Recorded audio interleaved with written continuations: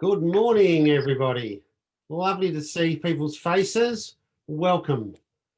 Welcome to the 8th Melbourne Law School Law Apps Awards competition. My name is Gary Cazalet and I've got the great pleasure of teaching the class that you will hear from today. I'd like to start by acknowledging that I am on the country of the Wurundjeri people of the Kulin Nation, and I pay my respects to their elders, past, present and emerging, and Aboriginal and Indigenous elders of other communities that may be watching. I'd like to welcome the judges and the students and the representatives of the student client organisations, friends and family, colleagues from across Australia and I know across the globe. This morning, students will compete for the Herbert Freehills Award for the Best Law App or Bot. The award will be judged by a panel of judges that I will introduce in a moment. We will also have an Audience Choice Award, which will be voted on by you after you've heard from all of the students. When the judges leave to go into a virtual breakout room, voting will start. You'll be given a poll and an option about voting. For the members of the audience, could you turn your vision off, please, your video off and your microphone off, because if you have that on, you'll pop up on the screen, and we are recording today's presentations for the public and for later on. And if you pop up on the screen, it'll interrupt the presentations. In Law Apps, as a number of you would already know, because I know a number of you that are watching have seen this before, the students work to understand the needs of the community. They conduct user testing, they build the applications that you'll see today. An important part of their work is to understand human-centered design. So they've worked to make sure that the applications and bots that they've worked on are actually designed with the end user right at the center of the process. It has, as I'm sure everybody watching this knows, has been a difficult semester and a difficult year. Here in Melbourne, we've been in a form of lockdown for almost, well, more than 100 days. And in fact, today is our first day of a relaxation of some of those lockdown rules. But of course, I want to acknowledge that that's not the same for everybody around the world. And I know that there are people in different parts of the world that are experiencing very, very difficult times at the moment. That said, this class is a truly global class. The people that you'll be seeing on the screen today, the students in this class, will be joining the class from China, New York, or actually I think it's Texas today, it was San Francisco last week, Perth, Singapore, regional Victoria, and of course Melbourne. A really truly global class. And it's been a great pleasure to be able to teach across all of those jurisdictions and parts of the world and get people's perspectives from that. You'll see that the class has a vision for empowering others and building access to justice and knowledge of our legal system. There's a really interesting collection of apps and bots today. Quite a range, probably the greatest range that I've seen in the many years that I've now been teaching this. These are not abstract applications or bots. If I just think of the last 12 months or so, previous classes have built applications that are now being used out in the community. For example, one of them was built for clients at the Mental Health Legal Centre here in Melbourne so that their clients could express their wishes in documentary form in situations where they might be involuntarily hospitalised. They built an app for the Peninsula Community Legal Centre to assist clients that were dealing with large fines and that had other issues in their lives. Last year, students built an application for 3CR Community Radio Station here in Melbourne to provide programmers with an educational tool that allows them to be more self-sufficient in ensuring that their programs don't breach media law policy at the station. That application is a finalist in the Community Broadcasting Australian Association Awards this year. I'd like to thank those people that have supported this subject. In particular, I'd like to thank Herbert Freehills for their support, and in particular Alan Peckham, who is one of the judges I'll introduce in a moment. Their support has enabled this subject to be expanded over a number of years, has supported my learning, and has also importantly supported the ability to employ teaching assistants to support me and current students. I'm very grateful. Neotologic has supplied one of the technology platforms that the apps are built on. They supplied people on the ground here and in New York to support me and the clients. And in particular, I'd like to thank John Lord and Kevin Mulcahy in New York for supporting us. And in this semester, I'm delighted to announce that we've added one more software platform to the suite the students are understanding and learning, and that's Joseph. It's a platform which was the child of two MLS alumni, Tom Dreyfus and Sam Flynn, and thank you, Tom and Sam, for supporting this subject. I'd also like to thank my teaching assistants, Sharuni, Stella, and Wesley. They've been excellent. They've supported me and the students throughout the semester. It's been a great pleasure to work with them. But of course, the most important thanks, if I may say, is to the students. This subject always requires them to push really hard beyond what they've learned in perhaps other subjects at the law school. They've all done that. It's been a very difficult semester, but you'll see the most extraordinary things that have come out of it. And I'd also like to acknowledge those students for whom today is their final class of their law degree. The three judges you'll see in a moment are Alan Peckham, who is the Chief Administrative Officer of Herbert Smith Freehills, Brendan Lakota, who's Head of Community Programs at Justice Connect, and our Dean, Professor Pip Nicholson, who's the Dean of our law school. Thank you, three of you, for agreeing to judge today. Each team will have a maximum of 8 minutes to present, followed by 4 minutes of questions from the judges. We're ready to start. The first presentation is about to start, and the team have built an application called Helga Plus, Helping Elders Live Gallantly. It was developed for older adults and their carers who are concerned about child abuse. I'd like to welcome the team, and they can turn on their vision and their microphones and start with their presentation.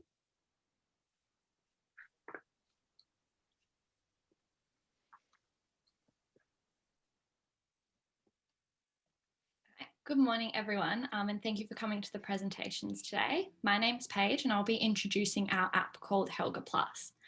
Before I go any further, I'll quickly go over the structure of our presentation for this morning. Firstly, I'll introduce the issue Helga Plus aims to tackle. Then Niharika and Matt will cover our design features. And lastly, Chris and Jeremy will take you through the substantive arms of our app. I'd just like to note here that certain terms used in our presentation may trigger unpleasant memories. Helga Plus helps older adults and their carers report instances of abuse, pre-fill a family violence intervention order, and access critical resources all from the one web app. We think elder abuse is a critical yet poorly understood issue, as highlighted in the recent Royal Commission into Aged Care. The Commissioner's interim report detailed abuses by people in positions of trust, including family members, highlighting the prevalence of elder abuse and lack of support for elder adults in these situations. Today, Stuart, who is Margaret's carer, will be helping Margaret through Helga Plus after she shares with him that she thinks she may be experiencing abuse. I'll now hand over to Matt and Niharika. Thanks, Paige. So while creating the app, we recognise that older adults are a unique end user due to their lesser but not insubstantial experience with technology, as found in a report by the eSafety Commissioner. As a result, we chose design features that would enhance and ease our users' experience. This involved the inclusion of a quick exit button at the top in the corner that redirects users to a weather page if they feel unsafe. Another major consideration for us was the use of colour. Our research showed us that older adults prefer shorter wavelengths, and as you can see, we opted for a purple themed colour that users would enjoy. This colour was also one that is supported by research conducted by Seniors Rights Victoria. Ensuring readability is also key for this user group. So we've used Arial font, which is one of the most readable and clear fonts, and it's recommended by Vision Australia. We've also bolded and enlarged text to meet this requirement. One of the most important safety features we put in is the safety warning, advising users not to use the app if they're in immediate danger. Furthermore, we reached out to Senior Rights, and we learned that using terms like elder or old person have negative connotations relating to being frail and can be seen as a form of ageism. So we've made a conscious effort to use careful and appropriate language throughout the app. We also avoided unnecessary text-to-speech options, since we are aware that it may be dangerous for our users to have words like abuse being played out loud. Now, there are 3 arms to Helga Plus, each producing their own outcome, and Stuart will start off today by learning about any resources available to him and Margaret. This Learn arm is a great example of the tone we've used throughout Helga Plus. Stuart is welcomed here and is not bombarded by any legal jargon. This was important to us because we wanted to create a conversational and warm tone for all of our users. So, like Matt said, this is our Learn arm. Stuart can use this arm to find all of the resources he needs based on different risk factors and types of abuse. They are contained in pop-up boxes for privacy and to prevent Stuart from feeling overwhelmed with information. He can also use this arm to find his local CLC, to ask them questions or discuss his options with them. The information on this page has been collated from various CLCs, online toolkits, and government bodies. Stuart can also click here to access these video resources in a language of his choice. So now Stuart, having learnt some risk factors, has recognised some similarities between the types of abuse on this page and Margaret's situation, and would like to help her compile a report of her experiences. I'll now pass to Chris and Jeremy, who will walk you through the rest of the app. Thanks, Niharika. The Define arm provides a discrete way for older adults or their carers to categorise experiences of abuse. At its conclusion, the arm produces an experience report that empowers those older adults or their carers to initiate action and discussion about how to prevent further abuses. Our hope is that the volume of abuse processed through this arm can be used to pressure governments for stronger legal protections against elder abuse. But, of course, to protect privacy, that will be aggregate data only. It won't contain details of abuse, just raw numbers. So as we move through the Define arm, you'll notice we've included drop-downs to conceal potentially re-traumatizing information. That includes examples of different types of abuse.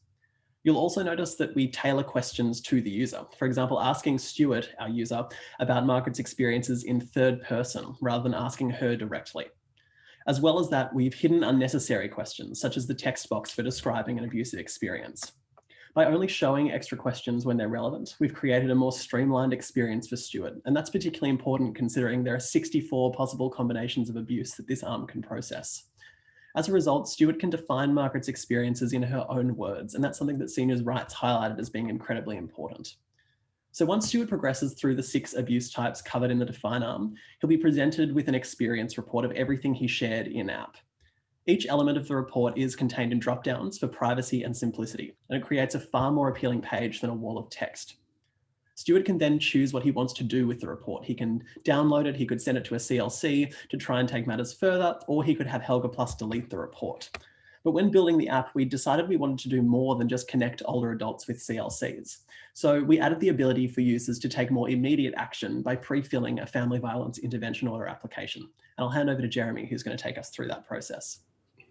Thanks, Chris. And I'll just note that at times we're moving through parts of this application quite quickly, as there's quite a bit of back-end logic happening with over 88 variables and 170 pieces of conditional logic in this one arm alone. So as Stuart is a carer, Helga Plus gives him options specifically for his role, such as making sure that he has Margaret's authority to begin.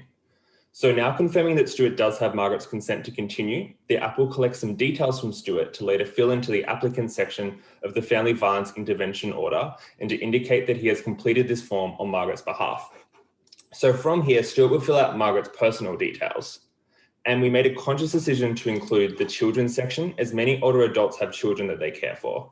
Stuart knows that Margaret is the legal guardian of Kaylee, who lives with Margaret, and that Margaret wants to include her on the application form, so he will fill out this information. Stuart can also include any other children that Margaret cares for, and any other details about those children. We've made use of drop-down capabilities to ensure that information is only shown as required. Stuart will now fill out information about the respondent, Macy. Luckily for Stuart, as he has already completed the Define arm of the app with Chris, many of the details he has provided will be pre-filled into this FVIO form. Because of the nature of the FVIO application form, Helga Plus needs a few more key details from Stuart before he's done. These include further details about the abuse Margaret has experienced and the types of protections Margaret is hoping the court will grant. So now, we're going to open up the Word doc that the app has generated. You'll see a disclaimer providing resources and instructions for Stuart to proceed forward, and all the relevant sections of the Family Violence Intervention Order completed. So now we're going to head back into the app, back to Helga Plus's final screen, which has a summary of everything that Stuart has been helped with today. So throughout today's presentation, Stuart started off familiarising himself with what abuse looks like, documenting the abuse that Margaret has been experiencing, and then in the end, actually taking action by producing this Family Violence Intervention Order. Stuart also has the opportunity to delete any of this information, or to save it, or to email it to relevant organisations. So thank you, everyone. That concludes our Helga Plus presentation. So we are now happy to answer any questions. All right, well, we'll ask, get Brendan or Alan to start off with questions.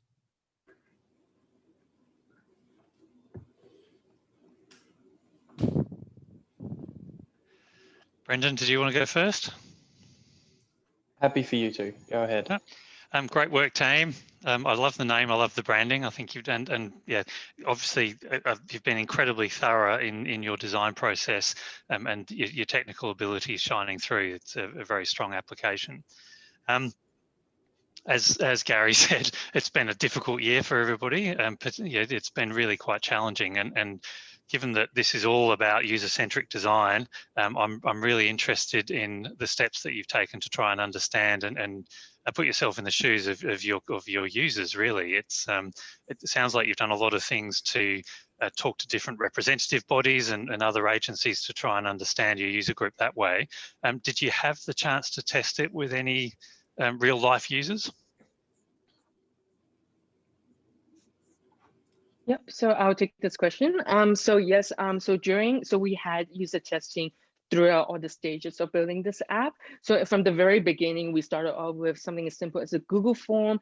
We took research from Senior Rights and Vision Australia, as we mentioned before, and just provided it to our users, who are, as I will mention, are all of our grandparents, as they would be the target audience right there. And they just provided us with some really valuable feedback. Is this helpful? Is that helpful? Should I use this font? Should I use this color? And once they provided all the feedback, we then created a mock draft. So fun fact, the color we are using now isn't actually the original color. We actually used another color, but after we provided them with a mock draft, they had a look and was like, you know what, I actually prefer this, I prefer that. And we got a conversation going on. We've got great conversation. As they are grandparents, there's really no bars in what we're asking them and what they're telling us. And so it's really a collaborative project between the research we've done and also just real life users. And that was just really integral to making sure that we have the right product for our intended users. If we hadn't been subject to the restrictions that we have been and having to do everything remotely, what would you have done differently around the user testing, do you think? Well, I honestly would say if we had been able to meet face to face, I think we would have gotten a bit more, just like a bit longer. Maybe we could have projected it onto the screen. And they would have been all in the living room. Maybe they can all meet each other.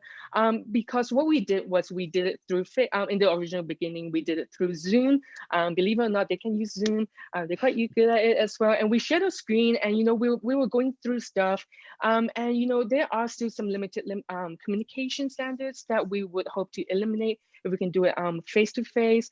And in the second half, we just did FaceTime. We just popped through questions.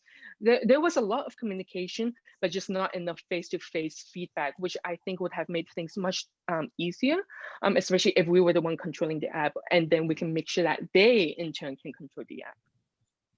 Yeah, that makes sense. And had you had any plans for next steps? What would you do next as a group with this if you were going to production, so to speak? Maybe Jeremy or Ani, you guys can also pipe up if I miss anything. But as we've noted in our final presentation document, which is only privy to Gary, unfortunately, but if you message us, maybe we can send it through to you as well. We really have great plans, if possible. As you know, we didn't actually create this app due to a client, as some of our peers here would have. We really just started off because we recognized there is a need. And so when we reached out to Senior Rights, it was one, to gain kind of some information, and second, to really just hopefully maybe pitch it to them, put it to their website. When we talked to them, they told us they had 300 calls a year.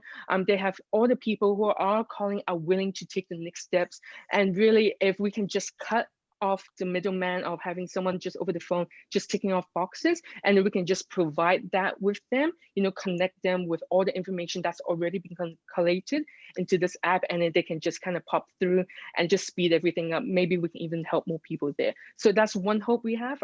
Another Oh, sorry, Matt. We also really wanted to add in the removal of guardianship into the app, but obviously with the time pressure of the class, it was a little bit too much, but that was something that we'd really hope to add to it in the future. Very good. Well done from me. Pip and Brendan and I have dominated the questions, which is entirely inappropriate. Do either of you have anything you wanted to ask? Yeah, just a couple of little ones. And one of them you've just answered, which was other extensions. And I'm so glad to hear you talk about removal of guardianship as something that you would like to add into the tool. So at Justice Connect, we also run the Seniors Law program. So it's something we're really familiar with. And that is our two major things that we do is around guardianship and the use of guardianship applications as a form of family violence and control. So it's great to see that you've recognized that connection and you're building something that can work with that. The other bit that I was really impressed with is that you started with rejecting the assumption that older people can't use tech. Something that we grapple with all the time is that it's not that older people don't want to or can't use tech, it's that they haven't had anything built for them. And you've started with this process going, no, they can, there's an empowerment there.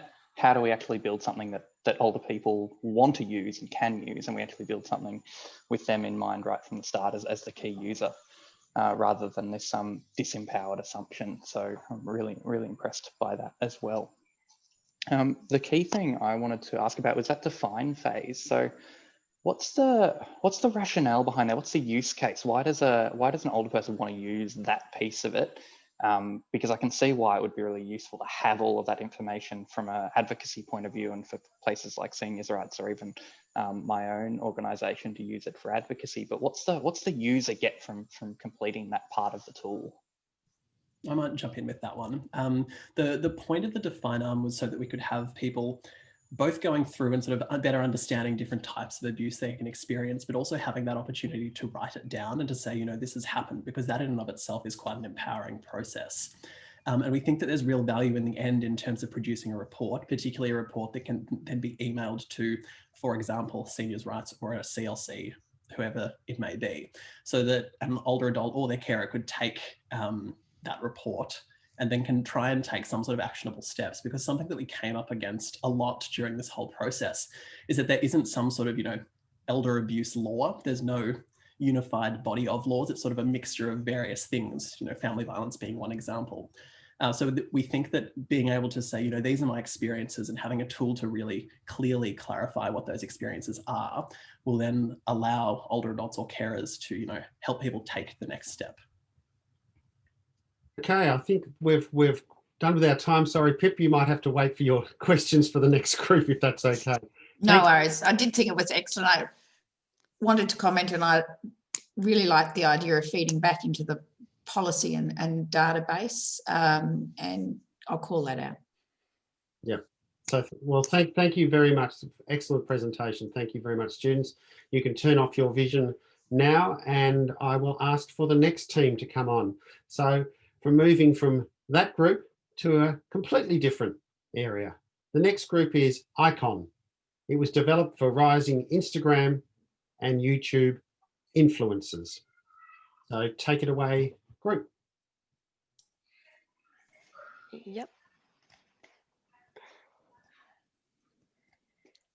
Okay, hi everyone, I'm Em, and alongside with Mariam, Prasanth, Tim, and Emily, we're the #Icon team. Today, we're going to show you the app we've built to help out aspiring influencers with their sponsorship agreements. We would like to start by thanking Melbourne Law School and Gary Hazelay, as well as the teaching assistants, for running law apps this semester, and Neurologic for their support in developing our app.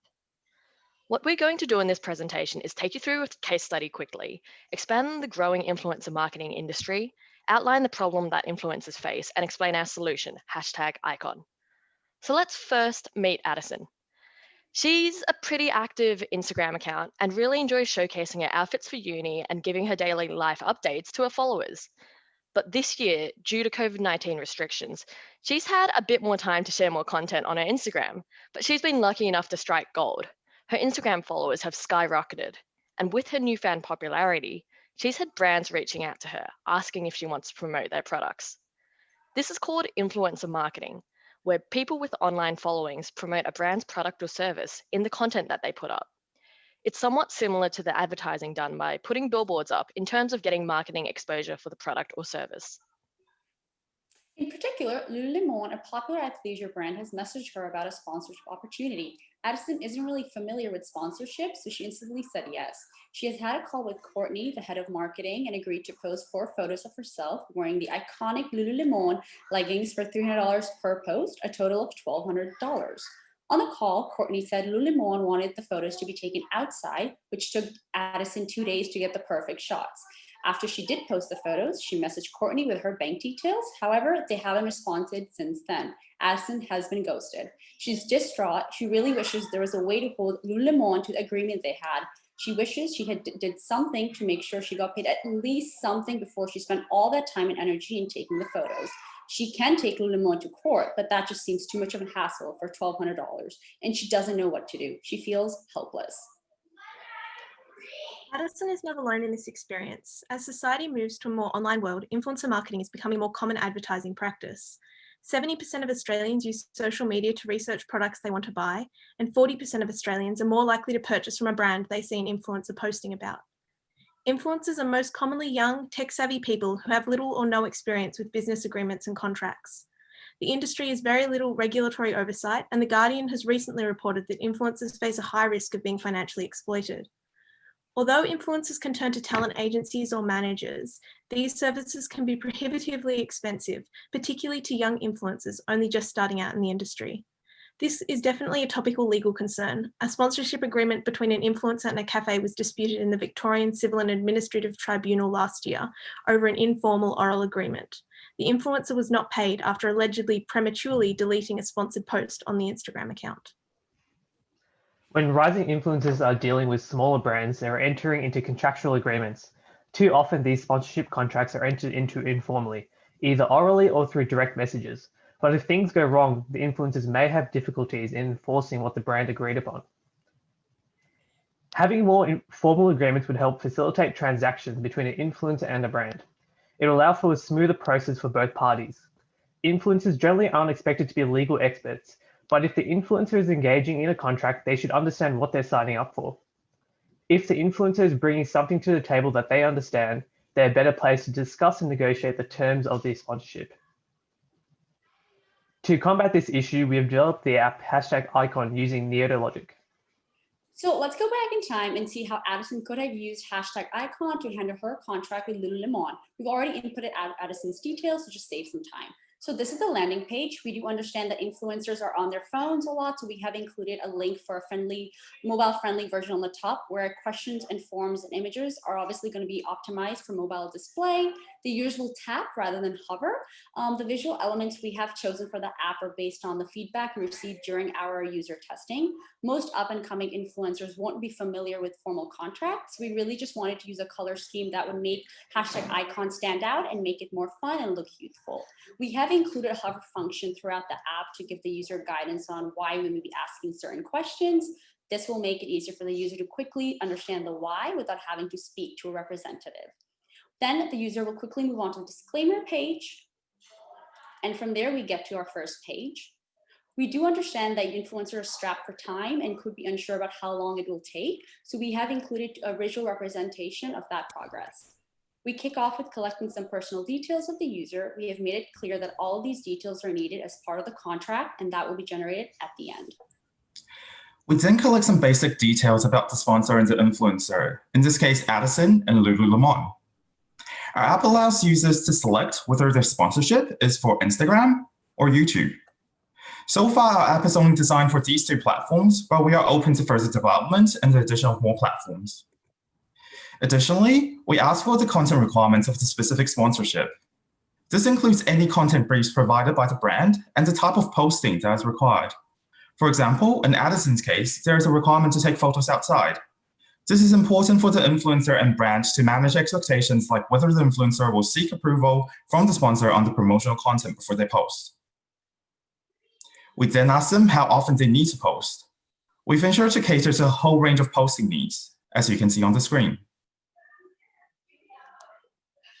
On the following page, we prompt the user to give the specific details if they are required to post on specific days and times.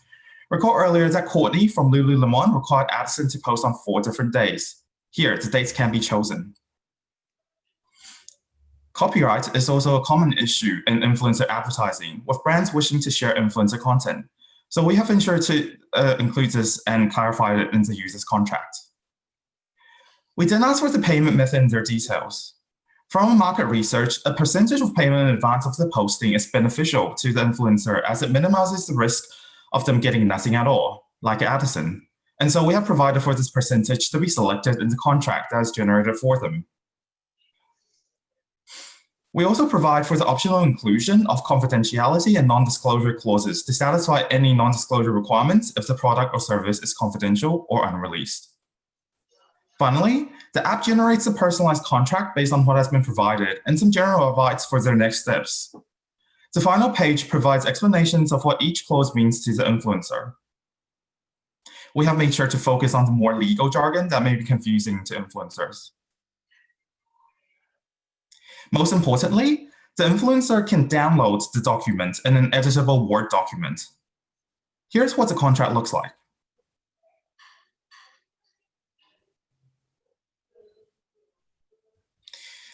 It includes all the information we collected throughout the app.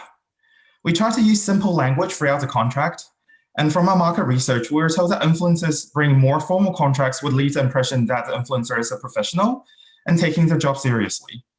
Sponsors' obligations would be clearly outlined in the contract, which would minimize the chance of the sponsor reneging on their side of the bargain. In the mobile version of the app, users input their email and personal details and are emailed the contract in a Word document rather than downloading it. So, if Addison used this app right when the brand approached her and came to them with this contract, she would have a better understanding of the terms of the agreement and be better placed to hold Lululemon responsible for the service she provided. Thank you for listening. We are now ready for any questions.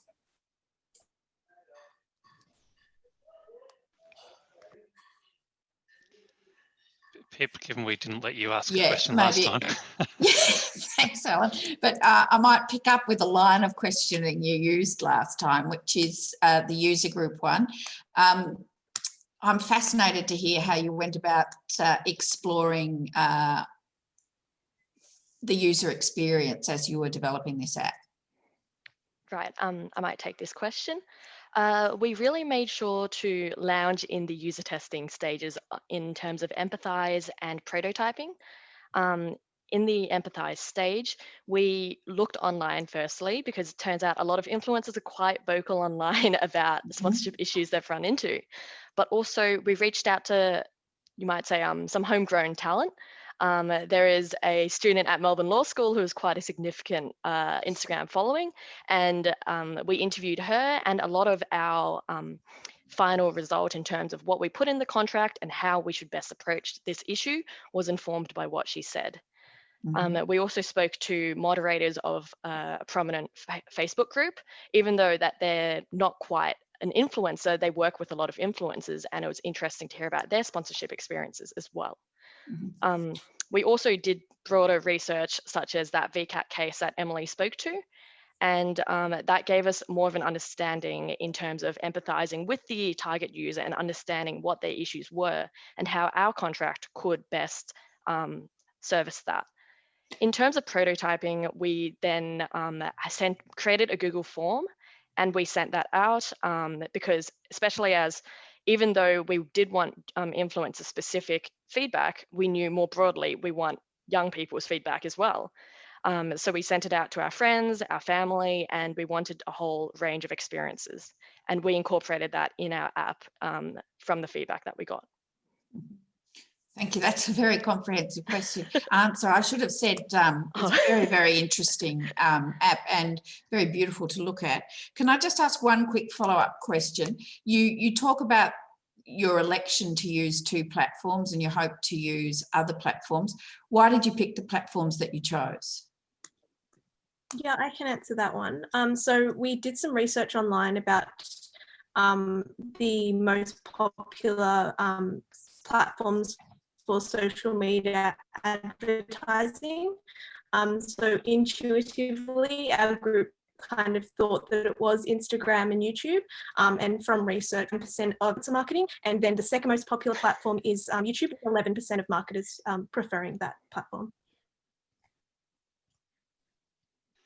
It's great, and I'm loving your backdrop there too. It's very slick.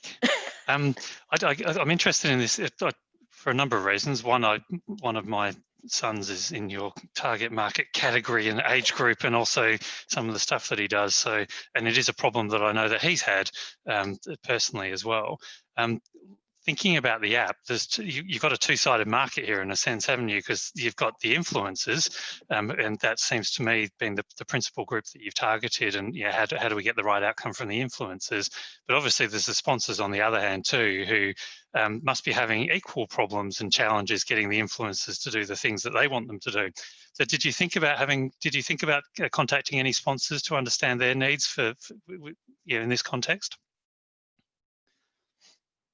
We did reach out to the Australian Influencer Marketing Council, which is a new organisation which was set up last year to try and get an understanding from that perspective.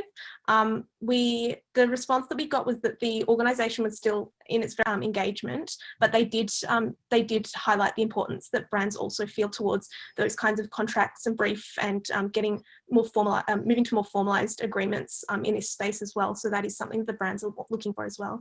Yeah. Which is great. Really, you made I think Em, you made the point about the influencer from Melbourne Law School that you did interview. What were some of her experiences with getting paid and actually having her rights protected appropriately? And how has that then been reflected back into the application itself? Yes, I don't want to go into specifics in case too much, because I think if she gets wind, I did tell her I would, not mention anyway. She did mention her main concerns were around pricing, and historically she has had quite a few disputes over pricing, and that's why we also stressed the upfront payment. Because initially some influencers, when they're starting out, they might not know that they could ask for upfront payment, and then they might expect to get paid afterwards. But once they've posted, they can't really do anything. And a lot of the time, she spoke saying that it wasn't really feasible for her to go to court just for a couple of hundred or even like 1,000. So then in the end, we wanted to orient a lot of what our app focused on around payment and making sure that sponsors who sign, they're more likely to, they should be more likely to adhere to something that they've signed, as opposed to just sent out an Instagram direct message about. Thank you. We're almost out of time there, unless there's another quick question that wants to be asked. I have a really quick one. Just asking about competitor analysis. What sets what you've built apart from any of the other contract builders out there on the market? So we really focused on ensuring that the terms of the contract really reflect the concerns that influencers are facing. So that was through our market research, talking with influencers and moderators of the Facebook page, also looking at the blogs and kind of issues that they've faced. So we really feel that the contract builder really speaks directly to the concerns that the influencers have, and yeah, that's what. Okay, thank you. I just realised my camera was off, so here I am again. All right, well, thank you very much, team. That was great, and we're now going to move to Rally Victoria. So just to show that there's an extraordinary variety of applications that have been built. We've come from helping elderly people. We've come from #Icon, and now it's Rally Victoria, which is a bot built for individuals that need information to protest safely, legally, and effectively.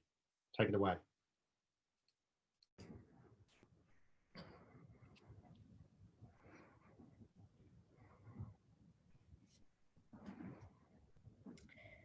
Hello and welcome to this presentation. My name is Helenda, and together with Anthony, Dan, Harrison, and Meow, we'll be talking about our Help Bot Rally Victoria.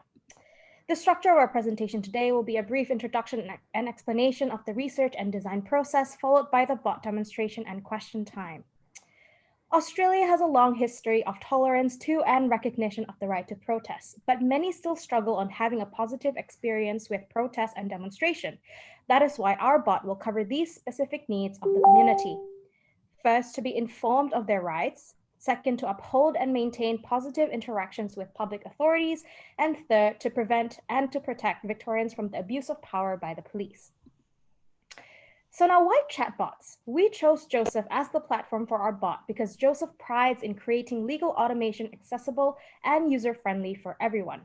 Our bot has been optimized for web and mobile use, which will help Victorians with their inquiries wherever and whenever they want, but also feel comfortable and personal, like asking an expert to advise them on the spot.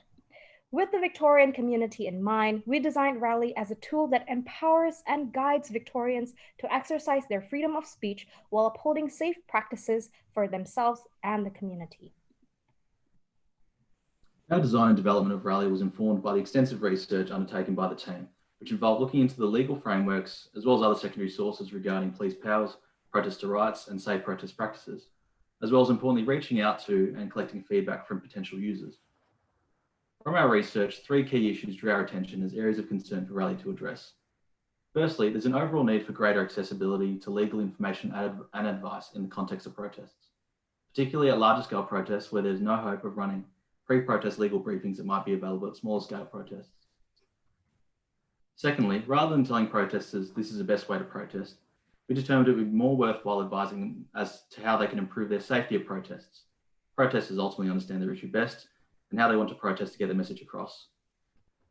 And finally, although it's all well and good making something preventative, protests can be chaotic and things can go wrong even with prior preparation and preemption. It was essential, therefore, for us to create something that had utility to those who have already been to protests and those who have already had negative police experiences. Accordingly, we designed Rally to address these issues through three main functions: the information function, the tips function, and the reporting function.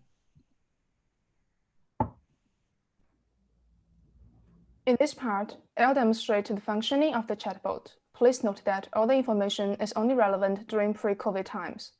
Suppose your name is Ben, you're a 16-year-old planning your first protest.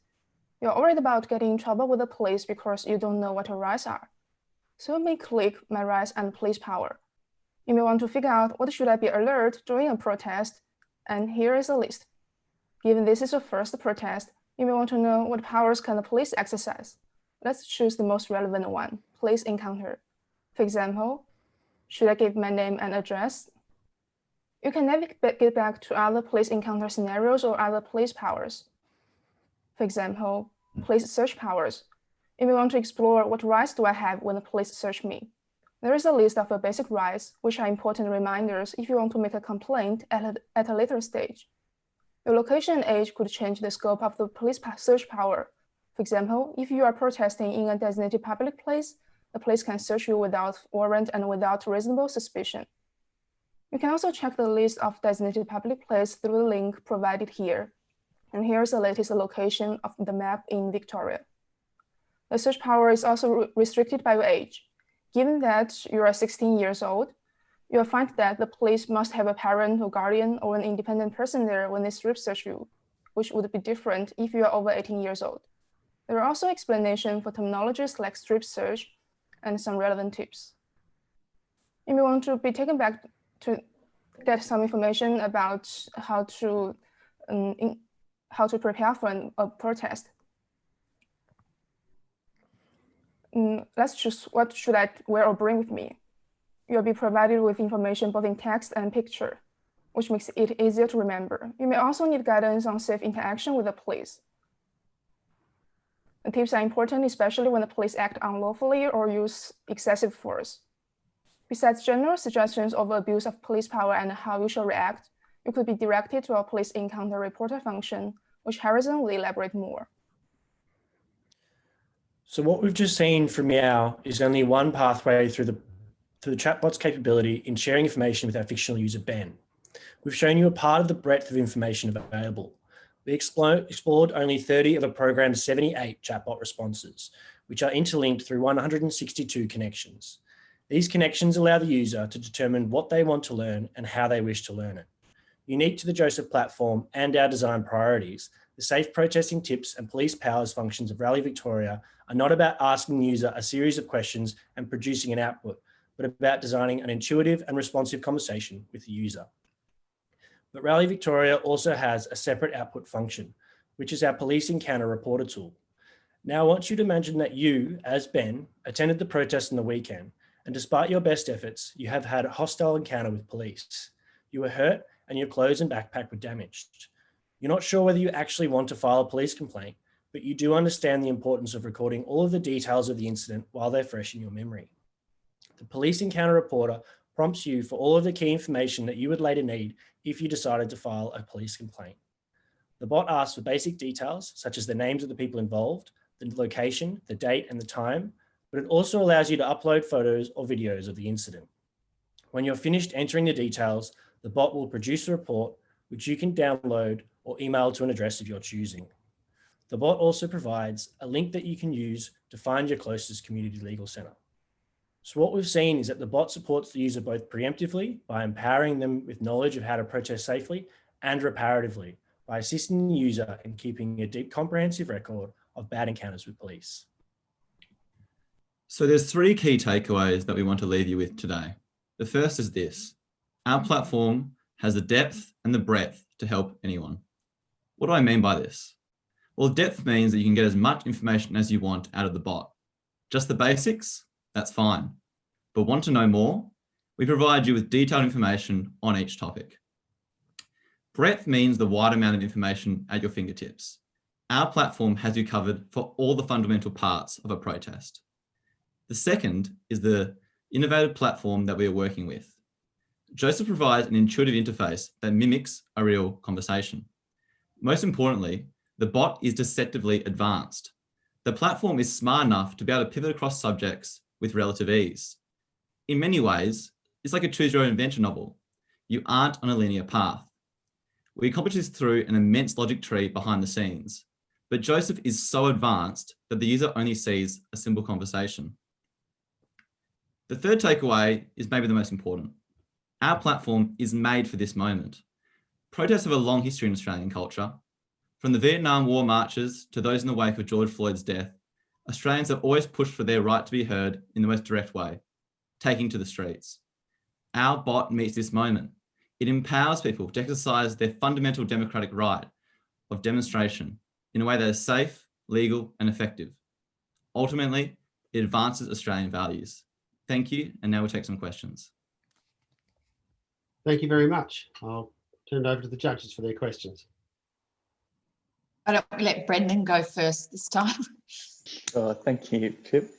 I'm really interested in the approach that you've taken, which is the harm. You've taken it from really a harm minimization approach, which is really interesting to see.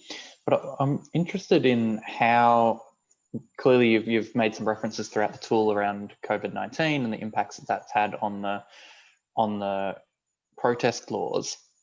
What led to the decision not to include it and to build around that and say, well, this is what it would be but for COVID-19?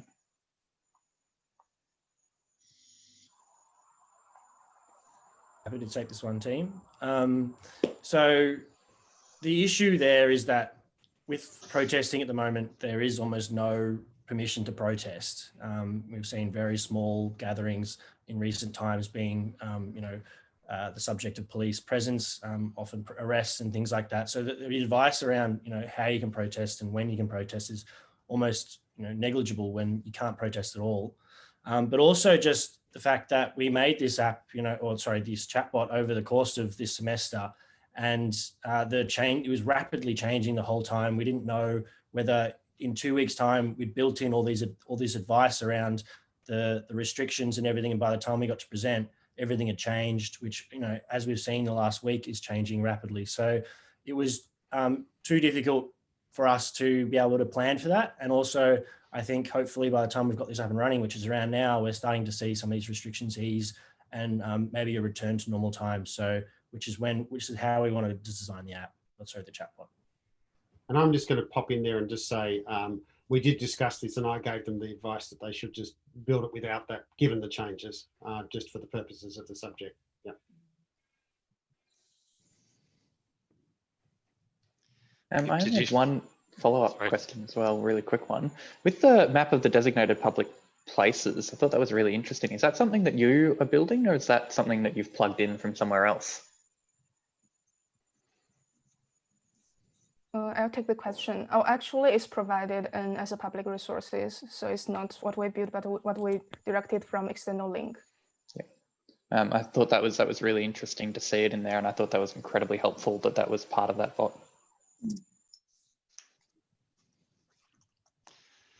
Pip, did you have anything you wanted to ask?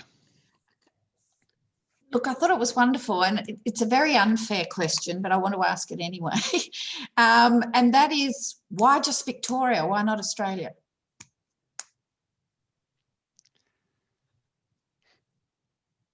And it was an unfair question, so take it as a comment, because I just thought it's such an interesting approach, the harm minimisation approach, coupled with that idea of sort of proactive protection, and then your capacity to, upload a picture and make a formal complaint if you sadly have that a police encounter that results in that. The utility of that seemed to me to be a national benefit rather than a state benefit, but I'll leave the comment there. Alan, over to you. Thank you. I might build on that a little bit. It's probably more of an expansion point as well. I was quite well. I understand the logic and why you focused on police acts, essentially, but it does seem to me that in a lot of protests in this day and age, a lot of the tension, a lot of the damage, and a lot of the harm that comes from these things are competing interests at a rally, not necessarily the police that are also trying to minimise the harm to the broader population. So I was interested. That doesn't come out at all in any of the tips and that I could see. It was very much about tips to protect yourself and tips to protect yourself against the prospect of some sort of negative experience with the police.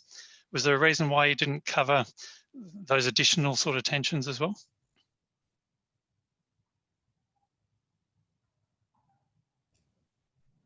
I'm going to jump in, team. Yeah. So I guess we did conduct some user feedback with people who had a lot of experience in activism and protesting. I guess some of the feedback there was that they work in very tight-knit protesting and activism, and their biggest issues came from police rather than other people. I know our app was about large-scale protesting, and a lot of the tips which we only kind of moved through, I guess, quite quickly are around general safety tips. So what to wear and what to bring are about general safety, and a couple of those tips are about keeping yourself safe by bringing people with you who are your own community of people, and being aware of what to expect from the protest. So some of our tips are about just informing yourself of what kind of protest you're about to go to. We used the example of a 16-year-old Ben who hasn't protested before.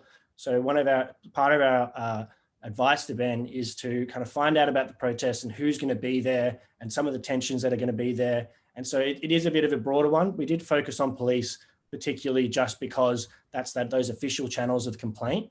And just understanding, I think a lot of people, particularly if you're looking at issues overseas and things like that, a lot of people would be concerned about that police aspect.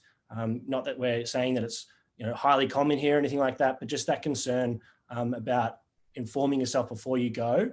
We felt that was a major focus for the chatbot. No, thank you. Overall, I think the Q&A format works really nicely for the app that you've created and the users that you're targeting. So I think, yeah, nice piece of work. Well done. Thank you very much. Thanks, team. Excellent. All right, we're moving on to the next one. The next group is Wage Check. So if you could put on your vision. Wage Check was developed for the Melbourne School of Government, the Young Workers Centre and Migrant Workers Centre. Over to that team.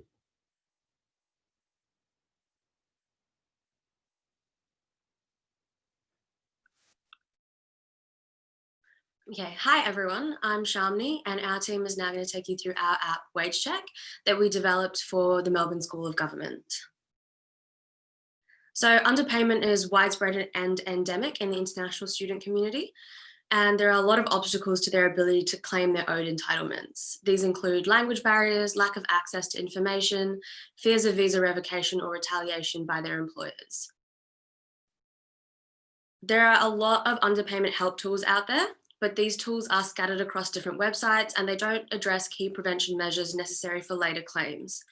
Wage Check tackles these issues by providing simplified and accessible information to international students who might be at risk of being underpaid. The information gathered will also be collated and used by the Melbourne School of Government to help prompt legal change. Now I'll hand it over to Jess to take us through the app. Okay, hi everyone. So today for our demonstration, we'll be following Nisha, a 19-year-old international student from Malaysia who's just been offered her first job in the hospitality industry. So the landing page Nisha is greeted by reflects the Melbourne School of Government branding. The design of Wage Check is modular and minimalistic. This is to create a sense of calm, and so the app can be easily edited after handover, which was requested. To cater for the large Chinese international student population, and for general accessibility, we've also included a Mandarin translation and a text-to-speech function. But as Nisha is comfortable with reading English, we won't be using those today. There's a short introductory video, but like some of our users stated, Nisha is not the type of person who enjoys watching these videos. Luckily, we've included short graphics, and from this, Nisha can see that Wage Check will help her predict her risk of underpayment, prevent future underpayment, guide her through next steps, and gather information for research. Nisha is also told that some documents will help her with upcoming questions. As a new arrival in Australia, we know she's unfamiliar with some technical terms, so we've added some quick pop-up definitions. So based on our user feedback, we've also included a clear disclaimer page. Nisha must understand that Wage Check does not constitute legal advice and will be gathering de-identified data for research. There's also a progress bar across the top to show her where she is in the process. So on this page, Wage Check will split into 2, possibly 3 pathways. This is because the laws around underpayment are really dependent on your worker type. We want users to only get information that's relevant to them. So Nisha was told she's a contractor. Following the first pathway, Wage Check informs her that there are limited protections and provides a checklist of next steps. But after reading the warning about sham contracting, which is when a hirer miscategorizes an employee as a contractor in order to avoid their responsibilities, Nisha realizes that she might have been misled. Wage Check advises her that she can go back, click unsure, and find out what type of worker she actually is. So like many of our users, Nisha is struggling to categorize herself as a worker. Wage Check will take her through some factors to determine her worker type. For instance, whether she has control over her work, wears a uniform, or receives employee benefits. Each of the questions has a corresponding icon to serve as a visual prompt. From this, Nisha finds out that she's actually an employee, so she goes back and switches her pathway. Z will now take you through the second pathway. Thanks, Jess. So now that Nisha knows she is an employee, she has the option to choose between 2 paths. One is a shorter risk evaluation only path, and the other path is the full evaluation path, which may require her to look through some documents. Now, for each of the questions you're about to see, a weighting system has been implemented, and to each of the responses, a numerical value has been given. We chose this particular weighting system because some factors, such as whether or not you gave your tax file number, are stronger indicators of whether or not you're at risk. The value we attribute to these weightings and numerical values were primarily dictated by our research into the area of law, as well as based on help from the wonderful staff at both the Young Workers Centre and JobWatch. So Nisha is paid currently at $17 an hour and she is 19 years old. So this helpful drop-down table shows that for someone of her age, she is at least getting paid the national minimum. So she would check yes. So the order of these questions are meant to flow in a logical manner and come one after the other so as not to bombard the user with too many questions at the start. However, she's never heard of terms such as modern award before, so she clicks unsure, nor has she heard of enterprise agreements. Now, obviously, with both of these terms, we've included online tools and links to help them find out whether or not this is something that they should be interested in. Now, the remainder of the questions will focus on the circumstances surrounding her employment, such as what her current working rights are, where she found her job. And for some of the questions, we've included helpful visual guides that help to explain some of what the elements, for example, what a tax file number form may look like and what a payslip may look like. Additionally, we've included some disclaimers to help ease some of the concerns that international students may have, such as the fact that cash payments are illegal, which they are not. Now, taking all these factors into account, the app will now generate a report that determines the user's risk level. So taking these factors into account, the Wage Check app determines that Misha is at a moderate risk of being underpaid. So in this report, we've included the strengths and the red flags from her inputs. Strengths include that she's at least being paid the national minimum wage, she's receiving non-cash payments on a regular basis, and she's working on a roster system. But there are some major red flags here, such as the fact that she never gave a tax file number, and that there is no written contract, and she works in a high-risk industry. This structure allows Nisha to see at a glance where her current position is. Additionally, this report includes useful next steps for her to take, such as finding out her working rights, a guide to the records that she should keep for future reference, and how to generate things such as a letter of demand or make claims in the future. At the bottom of the reporting section is a transcript of all the inputs that she gave. All of this can be downloaded in the format that she prefers and kept for future reference. That's a quick run through of the Wage Check app. I'll hand over now to Ariz to conclude our presentation. Right. We'll now discuss the future prospects of Wage Check. This involves handing over the prototype app at stage 1 to the Melbourne School of Government, who will then at stage 2 work with the Youth Worker Centre and the Migrant Worker Centre to hopefully attain funding to roll out Wage Check. Importantly, there are plans for Wage Check to be expanded so that we don't have to link to external Fair Work Commission tools, such as the wage calculator. At stage 3, this app will be released to users via targeted social media campaigns, such as WeChat, Facebook Messenger, and WhatsApp. Finally, at stage 4, we envision that the data collected from users will be used for systematic policy reform. We are confident that Wage Check will play a small but crucial role in education and risk awareness for prospective employees in Australia. We'd like to thank the judges and the audience for listening, and special thanks to Gary, Kevin, and Tim for your guidance. We'll now open the floor to any questions. Thank you very much. Excellent. All right, hand it over to the judges for questions. Great piece of work, team. I really liked the animation, the consideration around foreign language, the consideration around the different ways in which people like to interact with technology. So, not just a bunch of words, but the pop-ups, the visual guides, the icons. I thought that was really strong.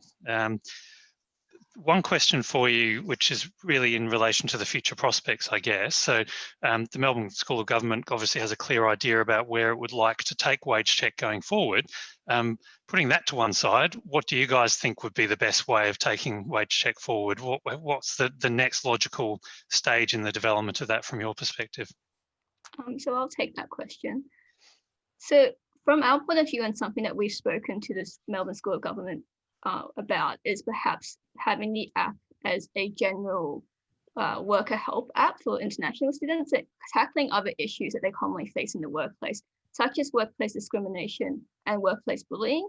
We sort of envisioned that there would be a new landing page in which they could take the issue that most relates to their situation. Very good. Good idea. Brendan? Thanks.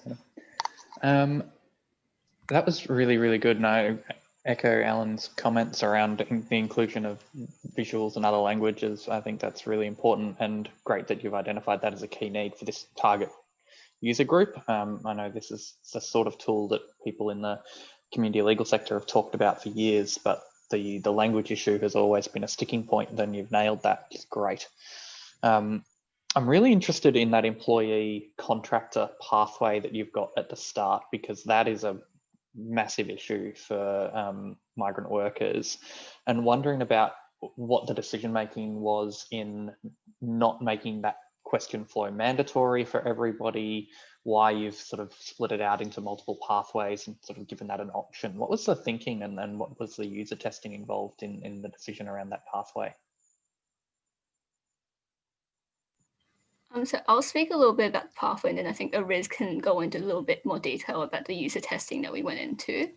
So originally, we didn't, because I think a lot of what we sort of were talking about in a group format was people who are classified as employees. We would prefer they not be confused and they perhaps think that, oh, maybe I'm a contractor, because if they've been labeled an employee but happen to have some contractor traits, it's best that they stick with the employee label, just because there are a lot more protections out there. So we don't want them to think, oh, well, I've been labeled a contractor, but then I have some, I've been labeled employee, but I have some contractor traits. Perhaps I should go argue about my categorization, when in actuality, perhaps in this instance, a mislabeling of sorts would actually benefit them in the long run.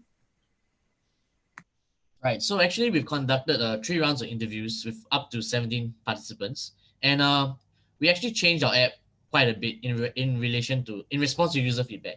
So actually originally it was more about the employee branch, but then we later decided to add the sham contracts aspect, but we didn't want to expand too much on it because our client actually requested more for the employee branch.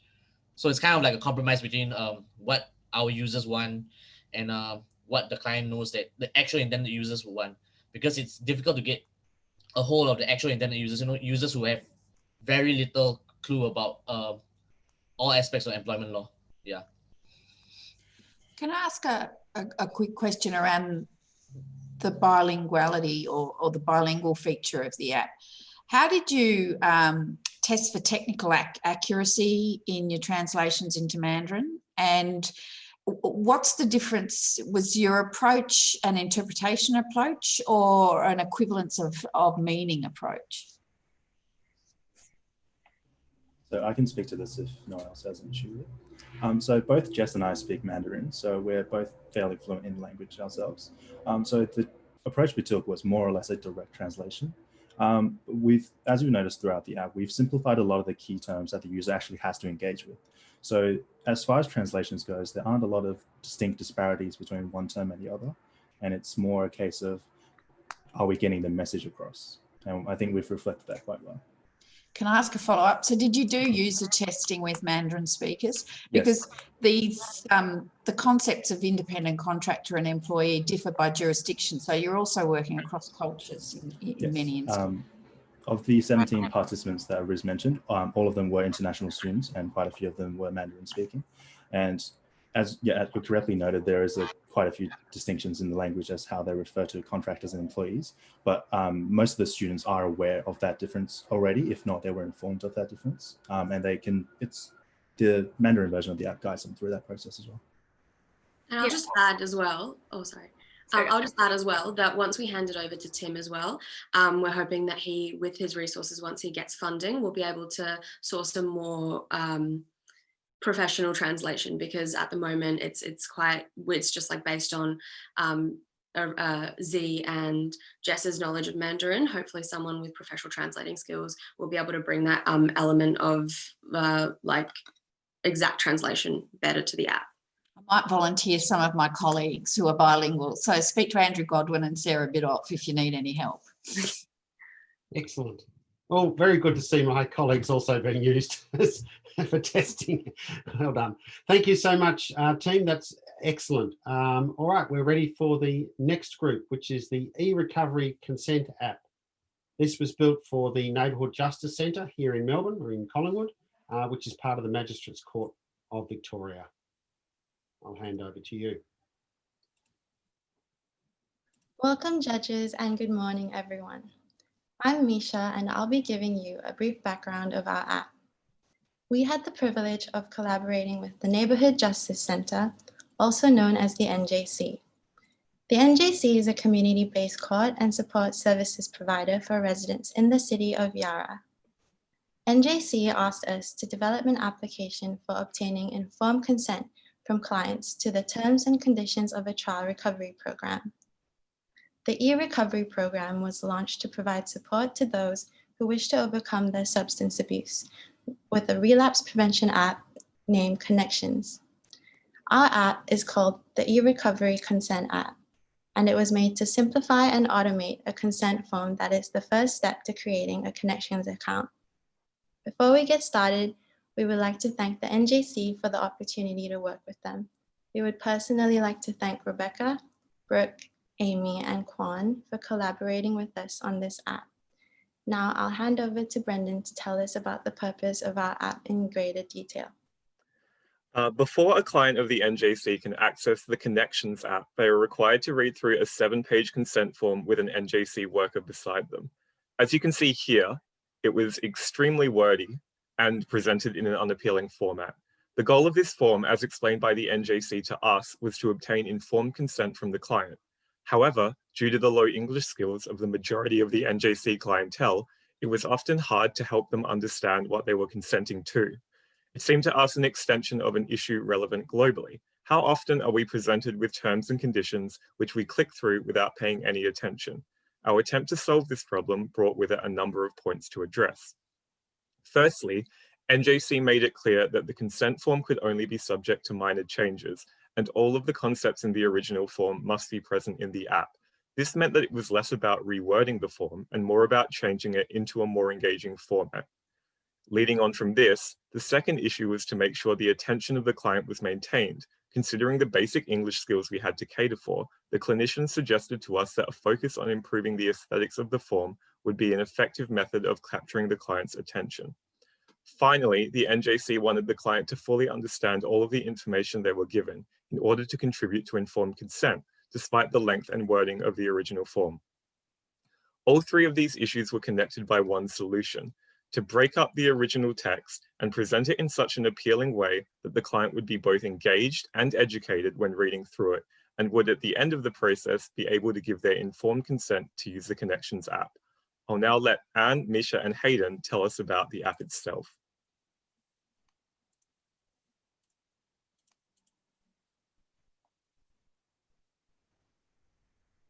So in our initial consultation, NJC advised us that the second most popular language spoken by their clients is Vietnamese. So we have included a Vietnamese language option for the entirety of our app. We chose a colour scheme in line with NJC's brand guide. The guide offered several options and we consulted with NJC staff to develop the palette you see today. Icons frequently appear throughout our app to break up any block of text that is unaccompanied by a video to maintain our client's attention. The client's name, phone number, and the date were required so that they'll be included into a PDF copy of the consent form that will be generated at the end of our app. It was particularly important to NJC for a staff member to be present with clients while they went through the consent process, so we have included this checkpoint here. We have also embedded videos in the app. We'll play one for you now.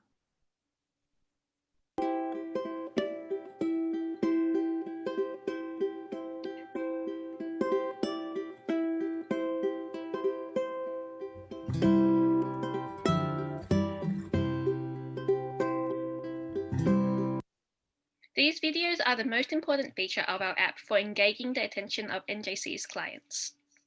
And we consulted with NJC on the essential elements of each video, including the style of animated character, background, timing, and music.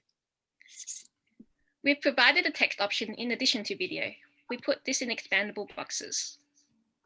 This feature means clients can both read and watch the consent information if they wish. It also means that no screen is overburdened by text, as it is hidden away until needed. We also included a text-to-voice function on each screen to provide the client with another potential means of understanding the consent form. Importantly, we consulted with the NJC project board to simplify the language of this text while maintaining the essential points. Having these three options accommodates clients' diverse levels of literacy and cognitive ability. Speaking with an NJC caseworker, Amy Lopez, It was emphasised that clients could range from having a university level of literacy to a grade 3 level of literacy. We'll play an extract of the text-to-voice function now for you. The project includes research by a University of Melbourne team and user experience researcher who will evaluate how the e-recovery program is working. Here, we have made an infographic that divides the form into clear steps so the client is prepared for what's going to come. The infographic also foreshadows the progress bar that will appear on each subsequent screen of the app.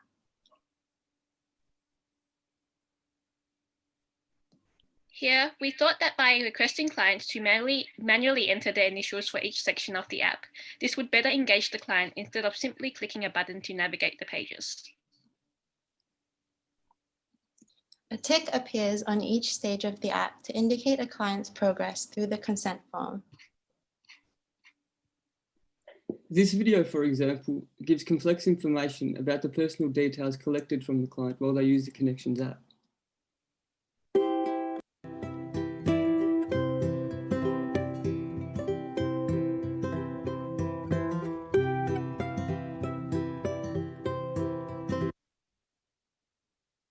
The next screens use the same features until the client arrives at our app's conclusion. The final stage in our app consists of several infographics, which make clear the client's obligations while using the Connections app. We'll play a selection of it for you now. I have read this consent and authorization form. Finally, let's take a look now at the consent form that the clients can download. We have programmed the app to add the initials and the signature inputs from the app into the original consent form. The app will also email out this signed document to NJC to keep for their records. And as for clients who have opted to use the app in Vietnamese, we have included a translated version of the consent form to be downloaded by them. That concludes our presentation. We're very happy now to take questions. Thank you very much. I'll hand it over to the judges.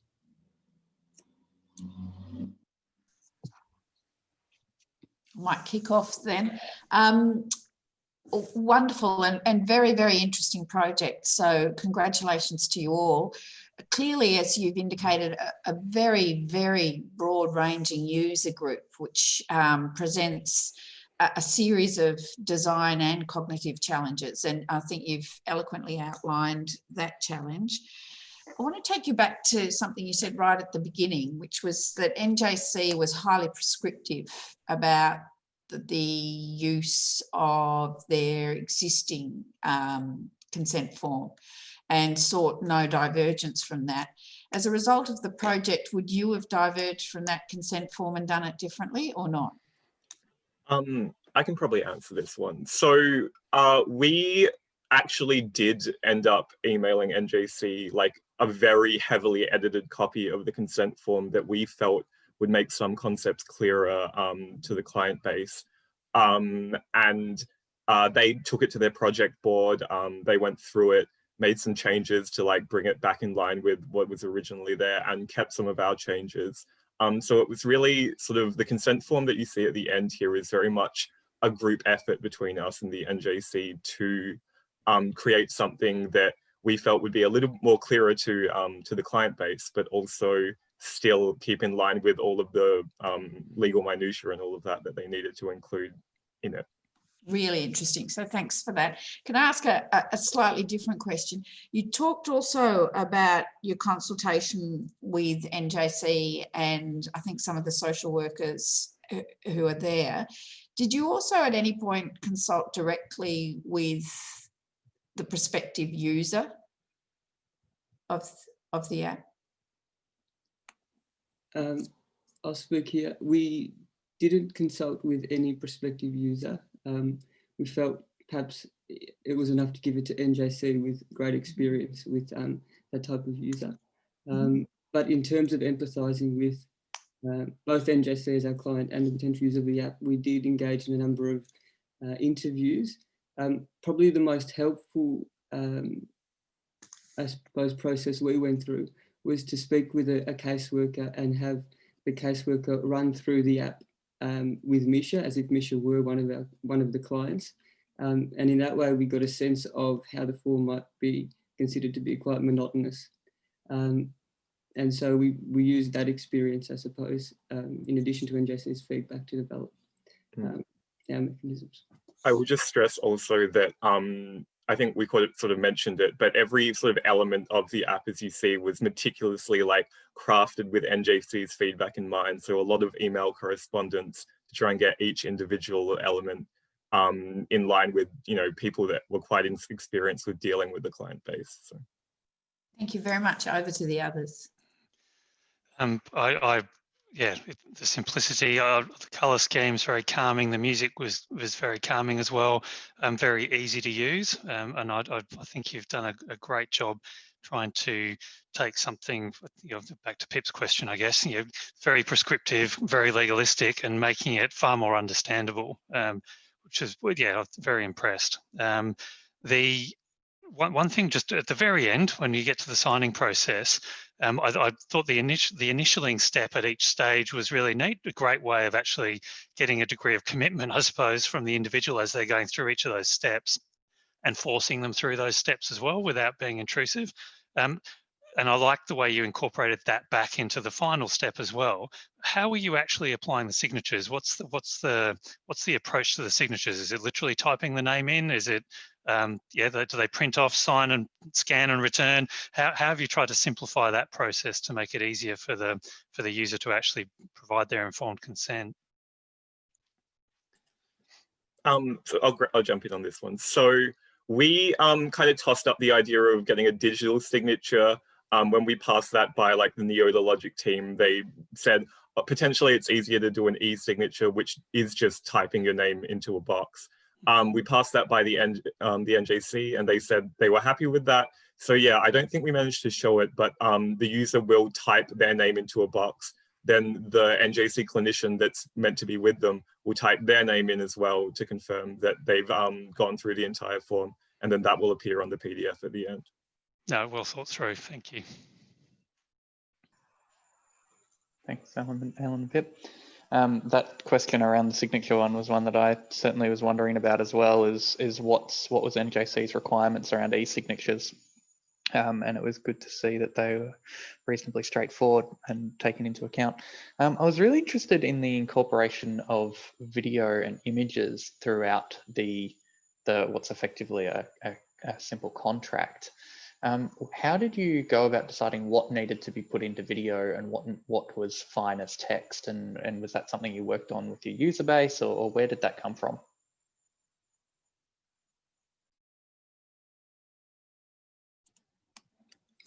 I can answer that question. We use videos for the aspects of the consent form which related directly to the conditions of using the Connections app. So the important parts about how the user's data would be collected, who would collect that data, how that data would be shared, for example. The parts of the form that we decided not to put into a video, we felt related more to their obligations under the program. And we thought that if we put that into an infographic, for example, with a text-to-voice function, there would be a greater emphasis to concentrate on that information. And also just the contrast between having a video and having text would demonstrate that you're looking at a different part of the consent form now, and we're asking from you a different level of consent, I suppose, in relation to different subject matter. I think that sums up our reasoning for that process. We had in mind the whole time, though, that there would be an NJC caseworker with the client while they use the app. So whether or not they're looking at the video, the text-to-voice function, or reading the text plainly, there's always that fourth option of having someone explain it to them, person to person, if need be. Thank you. Thank you very much. Thank you, team. Excellent. All right, we are now moving to our final application. The final application is called Suit Yourself. It was designed for self-represented litigants preparing for family law litigation.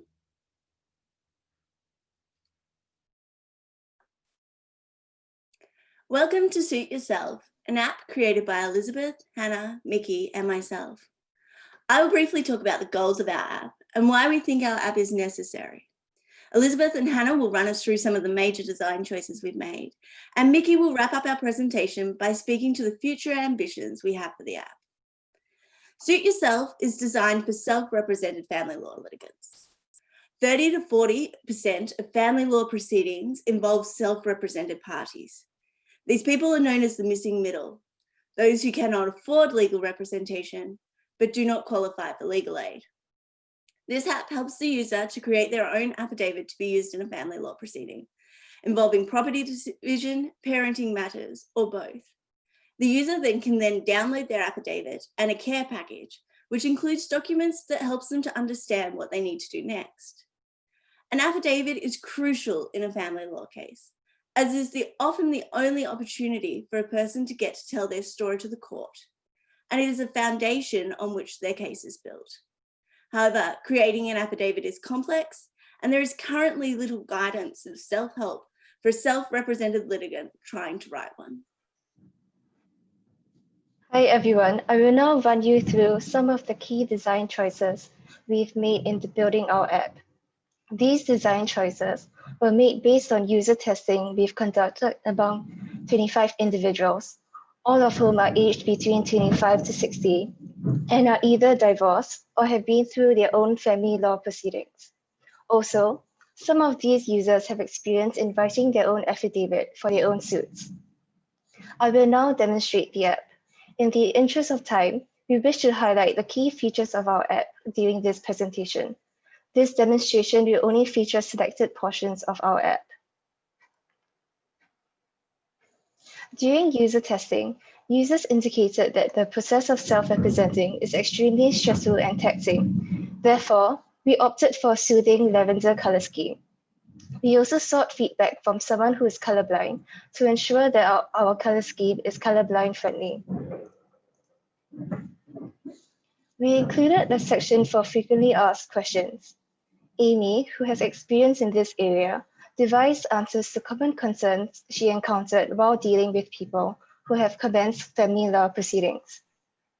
We have contemplated that our users may have the same questions on their mind. Users also stated that they were not fully aware of how the app operates to create an affidavit. Therefore, we incorporated an instructional video and a text option for users who prefer to read.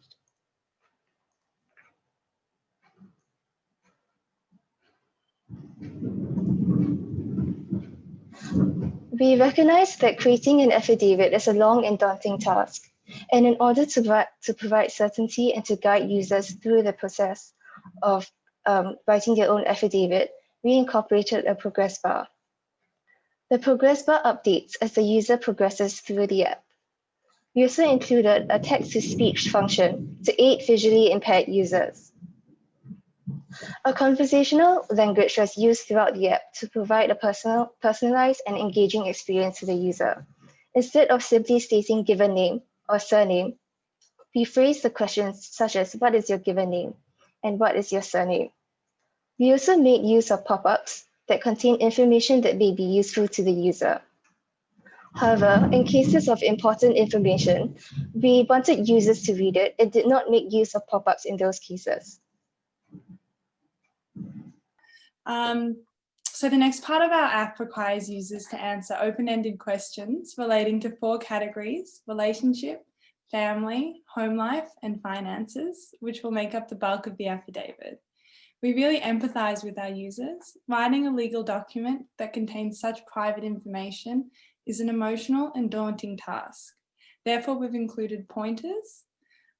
And we also recognize that users may not know how to word their answers, so we've included example paragraphs that users can refer to while writing their answers.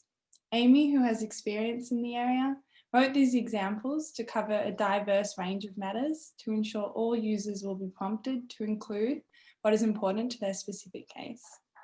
Users may write long paragraphs that may become emotionally driven. Thus, we've elected to include a text input field function that appears similar to a Word document, which allows for users to easily proofread and edit their answers to ensure they only include facts. We've also added a spell check function, and the box may be enlarged if they require more space to type out their answers. Here, the questions relating to the user's relationship with the other party are grouped together on a single page, as they are with the other categories. So before starting the next category, the user is able to take a break to gather their thoughts and mentally prepare themselves to tell the next part of their story. The user is able to scroll up and down to reread and change their previous answers if any overlap occurs or any new information comes to mind. Here we've included an example that involves domestic violence. As this may be triggering, we've contained it in a pop-up with a trigger warning. Some situations will not apply to certain users, such as these two questions here, having children or having pets. So to help streamline the process, a preliminary question is asked, followed by the more in-depth questions only if the situation applies. There is an optional auto email function to ensure users will have a copy of their draft affidavit and the care package. This is particularly important for users who do not own a private computer. So this is our final screen. We congratulate the users on creating their affidavit, and they're able to download their affidavit. They're also able to download the care package. So our care package contains 8 documents. The first document is what to do next, which is different for the applicant and for the respondent. There's 3 kits and a legal terms fact sheet that we've gotten from the courts. And there's also 2 fact sheets that we've created, one on going to court and one on applying for divorce. On a concluding note, we envision that our app will be presented alongside existing community education workshops aimed at providing information and skill development to self-representing litigants, as well as form part of the suite of legal resources that both the CLCs and the Family Court of Australia currently disseminate on the topic of self-representation. But broadly speaking, we envision that our app will be incorporated as one of many innovative solutions to improving access to Australia's civil justice system. And I'm not sure if, well, I'm not aware of any of you, I'm not sure if any of you are aware of this, but in about 2 months' time, exactly 2 decades would have passed since the Family Court of Australia first produced its project titled Self-Represented Litigants, a Challenge, which was a 2-year initiative of the court by its own motion to address the needs of the substantial and growing number of self-representing litigants in family law matters. Yet, a recent address from the Law Council of Australia indicates that this situation has not improved. And so for many of the people that continue to comprise the missing middle, justice is no more than theoretically available, which is the reason why our app, Suit Yourself, is so vitally important. On that note, we conclude our speech, and we'd like to thank you for your time, and a special thank you goes out to Gary, Kevin, and our wonderful TA. Thank you very much. I'll hand it over to the judges. Thanks, everyone. That's really interesting and such a useful tool for people. I know in our practice, we've seen lots of people struggle to self-represent, especially when it comes to preparing affidavits.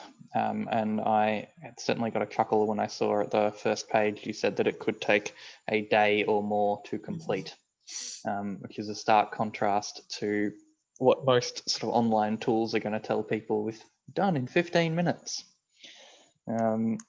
The honesty was refreshing. I was just wondering about the user testing that you did with the people who'd been through divorce or family court proceedings, and the feedback that you got from them, and where do you think this tool could be most useful, and in what sorts of proceedings? Because as I was following you through it, I was wondering whether you were envisaging it in like family law property proceedings or in parenting cases, but it seemed to be sort of quite non-specific. It was just about family law affidavits. Was there some thinking around that, and how you intended for users to make the best use of the tool?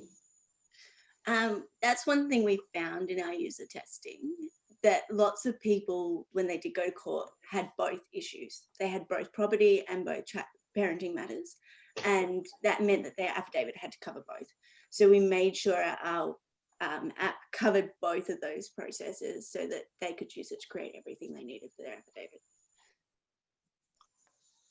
Thanks. I was going to ask, well, I made the same observation as Brendan, I think, in relation to that full day to complete, but I was coming at it from a different angle. I was wondering how long it would actually take to complete that affidavit process without the help of an app like this. So rather than doing it faster, do you have a sense of the time that you've helped people save, the value that you will have created for your users by putting it into this format? I've worked with people creating affidavits before, and so I've written affidavits before, and it took me 4 days to write the one we used in the app. Yeah. So it's, saves a bit. There's possibly a little bit of promotion you could put in there. It's saving quite a lot of time then, isn't it? Look, I really liked it. I think I think you've done a great job of really helping people through what is fundamentally a difficult process, and the empathy comes through quite strongly. So well done from me. I don't have any further questions. Pip, did you have any questions you wanted to ask? I'll be very quick. I thought it was fascinating, and actually I've been in the process of trying to assist a family member with an affidavit, and I thought the app set out the challenge extremely well and very clearly. I want to take you back to something you said in the presentation. In my own limited experience, I find that it's extremely hard to persuade someone to take the emotion out of it and to deliver the facts. And you picked up that challenge in your presentation, and you seem to have tried to build some safeguards in. But I wondered if you could talk to us about how difficult it was to try and build those safeguards in, given the challenge. Yeah, I can answer this. So that was probably what we thought was one of our largest challenges. So I said that we've made it in a Word document form so that they could edit it, but we've just tried to remind people consistently in the video to make sure they stick to their facts. And all of the examples that we've written have really tried to be very strict on facts, so that we envision people would take the structure and kind of copy it and change it, so that helps them stick to facts.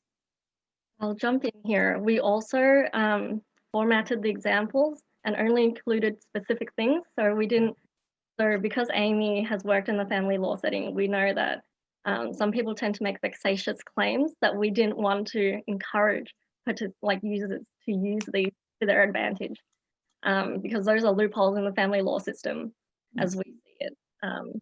So things like that, we were mindful of being very careful about what we included in the examples that we wrote.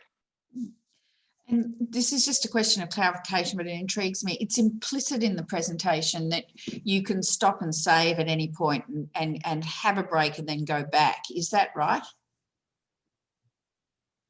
It is, but we need an organisation to back up our app for that feature to actually work. So we have it in there at the moment, but it doesn't work right now because we need, because of the privacy issues, we need an organisation that would be able to cover those privacy problems and have a privacy policy.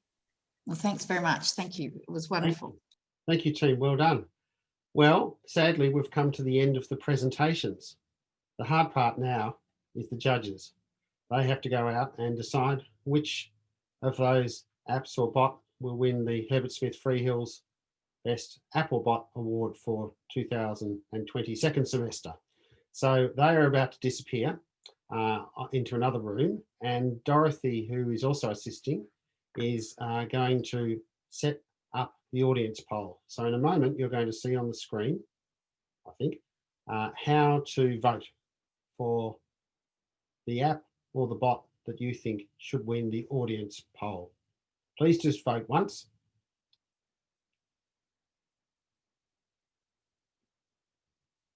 And I think the poll is appearing now, and you can vote. And I will see you in about 5 minutes. Okay, we are ready for the judges to come back into the room.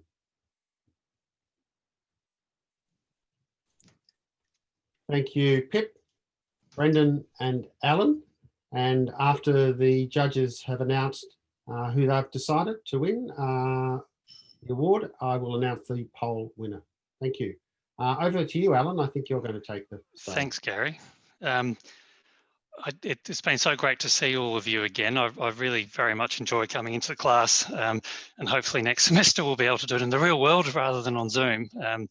But I won't bore you with all the things that I talked about last time around, but you will remember that I did bang on a bit about, it's a changing world, and black letter law skills are really a given these days. And it's these design skills and very much human-centered design skills that you're developing out of this course that will set you in really good stead going forward. From my perspective as someone who's in commercial legal practice, it's a fundamental part of being a great lawyer into the future, and so important. And that's one of the reasons why we're so proud to support this course and have done so for quite a few years. But one of the things that does come out of that is as supporting it, we end up, I've been on the judging panel for quite a few years now, and it is quite a few semesters and years for that matter. And every year I feel like I say the same thing. It's just remarkable to see the step change year on year in how well you all approach these challenges and the solutions that you actually create.